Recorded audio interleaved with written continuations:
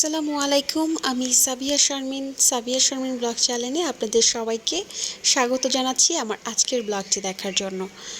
সবাই কেমন আছেন? আশা করি সবাই যে যেখানে আছেন আল্লাহর ইচ্ছায় সুস্থভাবে বেঁচে আছেন। আলহামদুলিল্লাহ, আমিও আমার পরিবারের সকলে সুস্থভাবে বেঁচে আছি।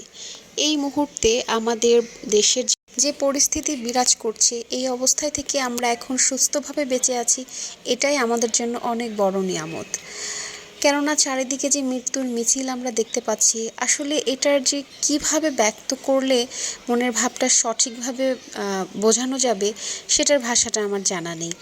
যারা প্রিয়জন হারিয়েছে একমাত্র তারাই বুঝতে পারে যে এটা কত বড় অভিশপ্ত একটা সময় কাটাচ্ছে তারা সবাই। আমরা হয়তো তাদের কষ্টটা ওইভাবে করে বুঝতে পারবো না, কিন্তু আমাদেরকে তাদের জায়গায় বসিয়ে ভাবতে পারবো যে তাদের জায়গায় যদি আমাদের আপনজন মারা যেত, তাহলে আমাদের কেমন লাগতো। কিছুটা হলেও অনুভব করা সম্ভব হয় হয়তো। জানি না এই পরিস্থিতি থেকে কবে আল্লাহ আমাদেরকে মুক্তি দিবে, কবে আমাদের দেশে শান্তি ফিরে আসবে। তো সেই কামনাই আমরা সবাই করব। আমার নামাজের প্রত্যেকটি মোনাজাতে এখন এটি সবচেয়ে বড় একটা চাওয়া থাকে আল্লাহর কাছে, যত দ্রুত সম্ভব আমাদের দেশের পরিস্থিতি যেন পরিবর্তন ঘটে। সকালবেলা উঠে গাছগুলোতে পানি দিলাম আর বেবিদেরকে সকালের নাস্তা দিয়ে দিলাম। এখন বিছানাপত্র গুছিয়ে নেব। দেখেন আমার বেডের কি অবস্থা। এখন একটু ম্যাজিক করে গুছিয়ে ফেলবো। সত্যি যদি ম্যাজিক করে সমস্ত কাজ করা যেত, তাহলে বোধহয় আমরা সবচেয়ে বেশি খুশি হতাম যারা গৃহিণী আছি। তো এই যে এখন দুপুরের রান্নায় চলে আসলাম।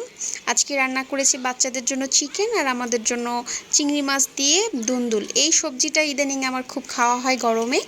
তো এই যে আলিফার পাপাও দুপুরে লাঞ্চ করতে চলে এসেছে আর বাচ্চাদেরকে গোসল করিয়ে দিয়েছি। আলিফার পাপাকে খেতে দিলাম আর এখন ওদেরকে ঘুম পাড়িয়ে আমার যে বাকি কাজগুলো আছে ওগুলো সেরে নেব। গোসল করেছো তোমরা? এখন কেমন লাগছে? ফ্রেশ লাগছে? ঠিক আছে। তো খাওয়া দাওয়া শেষ করে বিকেলবেলা একটু এই প্রোডাক্টগুলো আনপ্যাক করছিলাম, ভাবলাম একটু আপনাদের সাথে শেয়ার করি। আর যেটা বলতে চাচ্ছিলাম, আমাদের দেশের এখন বর্তমানে চলমান অবস্থার জন্য আমরা আসলে আল্লাহর কাছে দোয়া করা ছাড়া কিছুই করতে পারছি না। শুধু একটা কথাই বলবো, সত্যের জয় হোক এবং যারা অপরাধী তাদের হেদায়েত দান করুন আল্লাহ। এই প্রোডাক্ট কয়টা আলিফার পাপা একজন পরিচিত লোক থেকে অর্ডার করেছিল। সে নাকি অর্গানিক জিনিসপত্র কালেক্ট করে। তো এটা হচ্ছে কি বলে, তিলের মধু আর কি, মধু। আর এটা হচ্ছে ঘি।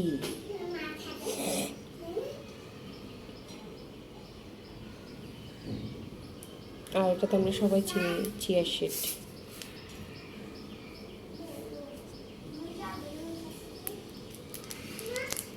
এই ভিডিওটা বেশ কিছুদিন আগের করা ছিল, কিন্তু সময়ের অভাবে আমি আপলোড করতে পারছিলাম না। ভিডিওটা ছিল হচ্ছে আমার হাজব্যান্ডের খুব কাছের একজন বন্ধু, তার শ্বশুরবাড়ি থেকে এই কাঁঠালটা আনিয়েছিলেন। তো কাঁঠালটা দেখে যতখানি ভালো লেগেছে তার বেশি কষ্ট লেগেছে, কারণ এটা অনেক বড় ছিল এবং ভারী ছিল। আর এনেছিলেন ভাইয়ার শ্বশুর। তো বয়স্ক মানুষ এত দূর থেকে কাঁঠালটা কিভাবে বয়ে এনেছেন এটা ভেবেই আমার খারাপ লাগছিল। আর ভাইয়ার সাথে এই আমগুলো এবং লিচুগুলো এনেছিল বন্ধুর বাড়িতে। আমার লিচুগুলো খুবই ভালো ছিল, যেগুলো আমার বাচ্চারা খেয়ে অনেক মজা পেয়েছে, সেটা একটু পরেই দেখতে পারবেন। আলিফা আর আরিবা কি খাচ্ছে? মিষ্টি ফল খাচ্ছে, জ্যৈষ্ঠ মাসের মিষ্টি ফল। মাম্মি, এতগুলো ফল তোমাকে কে দিল তোমাদেরকে? একটা আঙ্কেল আসছিল। তাই? এ তো অনেকগুলো আল্লাহ, ওইভাবে খাচ্ছ কেন? এই অস্থির পরিস্থিতিতে সকলের জন্য সুস্থতা কামনা করে আমার আজকের ব্লগ এখানে শেষ করছি। আবার নেক্সট ভিডিওতে দেখা হবে। ততক্ষণ পর্যন্ত যে যেখানে আছেন সকলে ভালো থাকবেন।